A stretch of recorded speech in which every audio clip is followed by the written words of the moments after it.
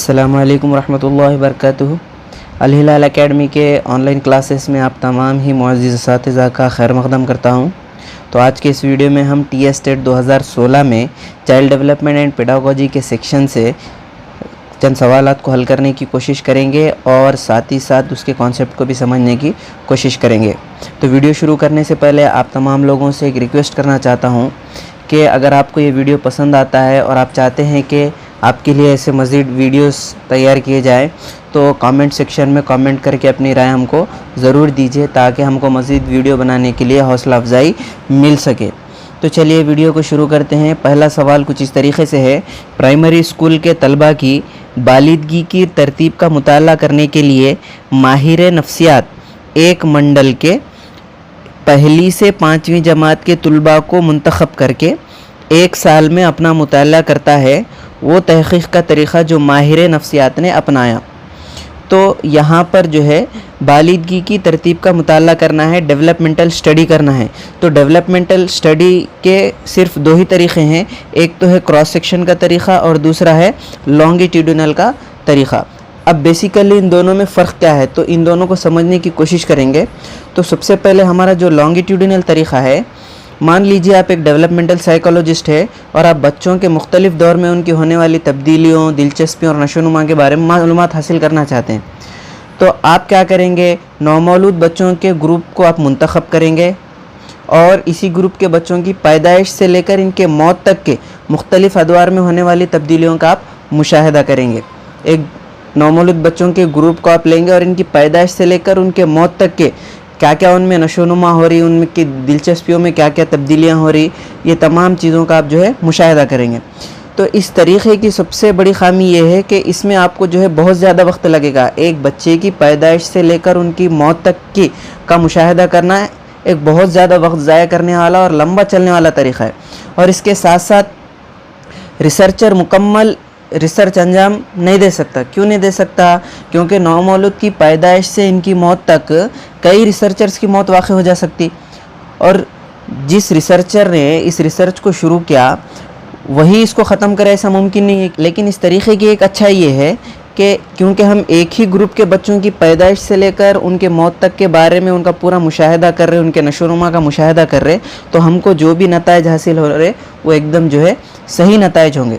ठीक है, तो ये था लॉन्गिट्यूडिनल का तरीक़ा। अब क्रॉस सेक्शन का तरीक़ा क्या है? इस तरीक़े में हम एक ही उम्र के बच्चों के ग्रुप पर इनकी पैदाइश से मौत तक रिसर्च करने के बजाय मुख्तलिफ़ उम्र के बच्चों के सेक्शन बनाते हैं, जैसे 0 से 5 साल, 5 से 10 साल, 10 से 15 साल, और एक ही वक्त में मुख्तलिफ़ उम्र के बच्चों के ग्रुप पर एक साथ रिसर्च करते। इसके ज़रिए वक्त की बचत भी हो रही और 1-2 साल में जो है हम रिसर्च के और 1-2 साल में हमारी रिसर्च जो है कंप्लीट भी हो जाती।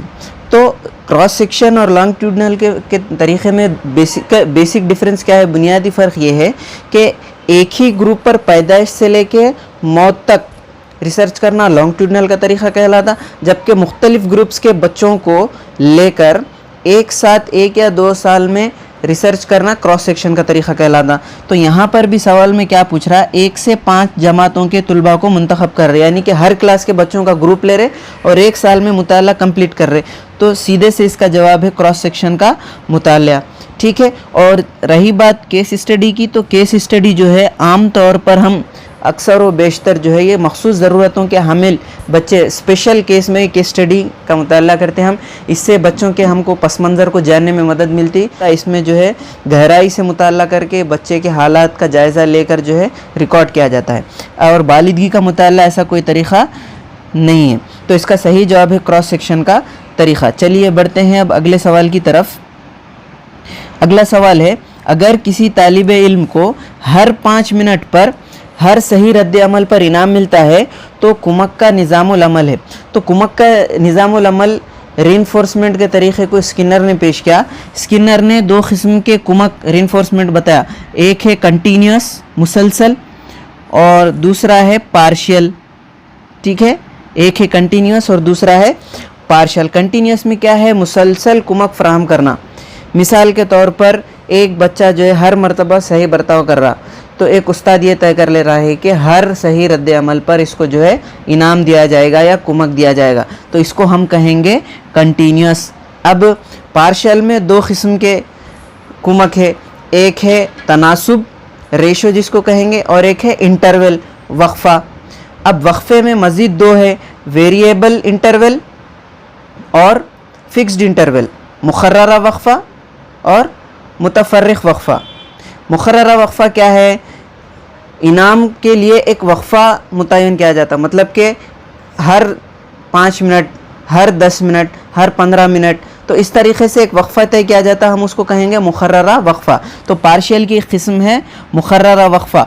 तो इसमें क्या होता, हर 5 मिनट, हर 10 मिनट हम जो है इनाम देने के लिए एक वक्त मुक़र्रर कर लेते हैं। तो यहाँ पर सवाल भी वही पूछा गया, अगर किसी तालिब इल्म को हर 5 मिनट पर हर सही रद्द अमल पर इनाम मिलता है तो कुमक का व निज़ामुल अमल कौन सा है? तो हम उसको कहेंगे मुक़र्ररा वक्फ़ा, क्योंकि यहाँ पर टाइम इंटरवल दिया, वक्फ़ा दिया 5 मिनट।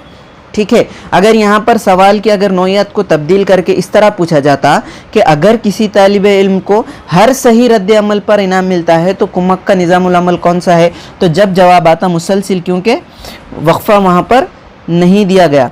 तो चलिए बढ़ते हैं अगले सवाल की तरफ। लोमड़ी और खट्टे अंगूर की कहानी, इसकी मिसाल है। तो ये सवाल जो है डिफेंस मेकानिज़म का है। डिफेंस मेकानिज़म को सबसे पहले सिगमंड फ्राइड ने पेश किया।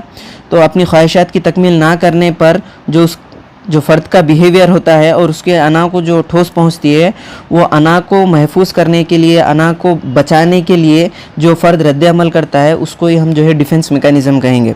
रिप्रेशन, तो सबसे पहला ऑप्शन है रिप्रेशन। रिप्रेशन किसे कहें? रिप्रेशन फ़र्द अपने नागज़ीर वाक़यात को भूलने की कोशिश करता है। जैसे फ़र्ज़ कीजिए कि एक लड़का है और दोस्तों में उस लड़के की बेइज्जती हो जाती है, तो वो लड़का जो है अपनी दोस्तों में हुई बेइज्जती को जानबूझकर भूलने की कोशिश करता है। तो ये रिप्रेशन की मिसाल है। इसमें फ़र्द अपने एहसासात को दबा लेता है। ठीक है। रिग्रेशन क्या है? रिग्रेशन यानी कि फूट फूट कर रोना या फिर बच्चों की तरह बिहेवियर करना, बच्चों की तरह बर्ताव करना, किसी अपनी ख्वाहिश की तकमील ना होने पर बच्चों की तरह बर्ताव करना ही रिग्रेशन कहलाता है। उसके बाद है रेशनलाइजेशन, अखली जवाज़। रेशनलाइजेशन क्या है? एक मकसद की तकमील ना होने पर मकसद में खामियां ढूंढना या मकसद को बुरा भला कहना ही रेशनलाइजेशन कहलाता है। यहाँ पर ये मिसाल सादिक आती है लोमड़ी और खट्टे अंगूर की कहानी। जब लोमड़ी को अंगूर नहीं मिलते तो वो ये बोलकर चली जाती है कि अंगूर खट्टे हैं, तो यहाँ पर उसने मकसद में खामी निकाली। एक फ़र्द IAS बनना चाहता है लेकिन वो IAS नहीं बन पाता, तो वो इस तरह कहता है कि शायद अच्छा हुआ कि मैं IAS नहीं बना, अगर मैं IAS बन जाता तो शायद मेरा क़त्ल कर दिया जाता। तो इस तरह मकसद में खामियां निकाल के फ़र्द जो है आपको मुतमईन करता है, तो इसी को हम रेशनलाइजेशन कहेंगे। और रिएक्शन फॉर्मेशन कहेंगे, असली मुहर्रिक को छुपाकर नकली बर्ताव को ज़ाहिर करना। जैसा कि एक फ़र्द जो है किसी से नफ़रत करता है लेकिन उसके सामने वो मोहब्बत से पेश आता है, तो ये इसको कहेंगे हम रिएक्शन फॉर्मेशन। तो यहाँ पर जवाब है अखली जवाज़, रेशनलाइजेशन। लोमड़ी और खट्टे अंगूर की कहानी की मिसाल रेशनलाइजेशन की मिसाल है। चलिए बढ़ते हैं अगले सवाल की तरफ। सिफालोकॉर्डल बालिदगी ज़ाहिर करती है कि बालिदगी का फ़रोग़ होता है। तो सिफालोकॉर्डल एक बालिदगी का उसूल है जो ये बताता है कि जो हमारे इंसानी नशोनुमा है, इंसानी बालिदगी है, वो सर से लेकर पैर के अंगूठे की सिमत में होती है। एक और उसूल है जिसको हम प्रॉक्सिमो डिस्टल कहेंगे, वो उसूल बताता है कि इंसानी जिस्म की नशोनुमा दरमियानी हिस्से से लेकर बैरूनी हिस्से की तरफ होती है।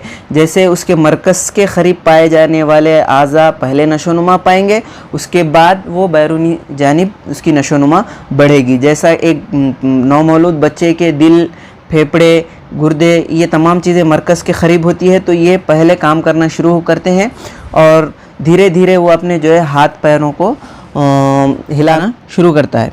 ठीक है।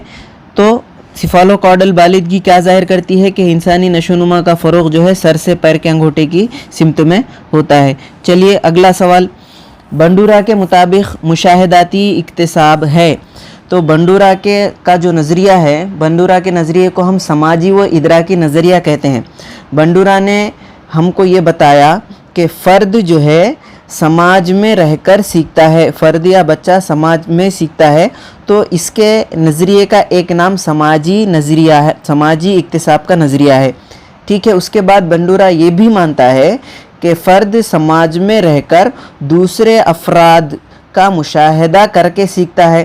تو بندورا کے طریقے کا دوسرا نام مشاہداتی اکتساب بھی ہے، آبزرویشن لرننگ۔ اس کے بعد بندورا یہ بھی مانتا ہے کہ فرد جو ہے سماج میں رہ کر مشاہدے کے ذریعے سیکھتا ہے اور ساتھ ہی ساتھ مشاہدہ کرتے ہوئے ان کی تقلید کرتا ہے، ان کے جیسا کرنے کی کوشش کرتا ہے۔ تو بندورا کے طریقے کا ایک اور نام تقلیدیت بھی ہے، ماڈلنگ۔ تو اس طرح بندورا کے نظریے کے 3 نام مشاہداتی اکتساب، سماجی اکتساب یا ماڈلنگ، تقلیدیت ہے۔ تقلیدیت پر بوبو ڈالز پر جو بندورا نے مشاہدات کیے، جو تجربات کیے، وہ بہت زیادہ مشہور ہوئے۔ بندورا نے کیا کیا، ٹی وی کے سامنے ایک بچے کو بٹھا دیا اور بچے کے ہاتھ میں ایک گڑیا دے دی۔ ٹھیک اسی طرح ایک گڑیا ٹی وی میں آ رہے بچے کے ہاتھ میں بھی تھی۔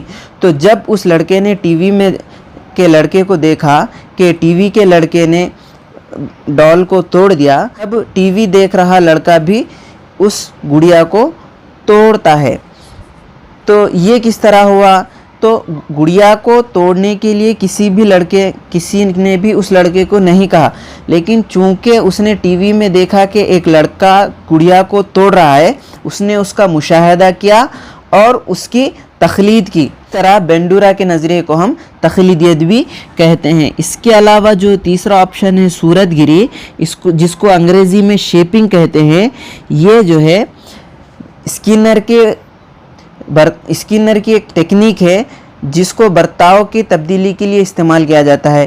اس میں کیا ہوتا ہے، کسی فرد کے برتاؤ کو تبدیل کرنے کے لیے تکنیک استعمال ہوتی ہے۔ مان لیجئے کہ ایک فرد کو بہت زیادہ سگریٹ پینے کی عادت ہے، تو ہم ایک دم اس کے سگریٹ پینے کی عادت کو کم نہیں کر سکتے، تو ہم کیا کریں گے، اس کے سگریٹ پینے کی تعداد کو دن بدن کم کرتے جائیں گے اور ایک وقت ایسا آئے گا کہ وہ شخص مکمل طور پر سگریٹ پینا چھوڑ چکا ہوگا۔ تو اس تکنیک کو شیپنگ یا صورت گری کہتے ہیں، جس کو اسکینر نے بتلایا۔ تو یہ تھے 2016 ٹیسٹیٹ کے child development and pedagogy section کے سوالات، جس کو ہم نے ابھی حل کیا اور کانسیپٹ کو سمجھنے کی کوشش کی۔ اگر آپ ان سوالات کے مکمل نوٹس حاصل کرنا چاہتے ہیں تو ڈسکرپشن باکس میں ٹیلی گرام چینل کی لنک دی گئی ہے، آپ وہاں سے مکمل نوٹس حاصل کر سکتے ہیں۔ اس کے علاوہ اگر آپ کو ہمارا یہ ویڈیو پسند آتا ہے تو ضرور آپ جو ہے کامنٹ سیکشن میں کامنٹ کر کے ہم کو بتائیں، تاکہ مزید ویڈیو بنانے کے لیے ہماری حوصلہ افزائی ہو سکے، اور بقیہ مزید سوالات ہم اگلے پارٹس میں لانے کی کوشش کریں گے۔ تب تک کے لیے اسٹے ہوم، اسٹے سیف۔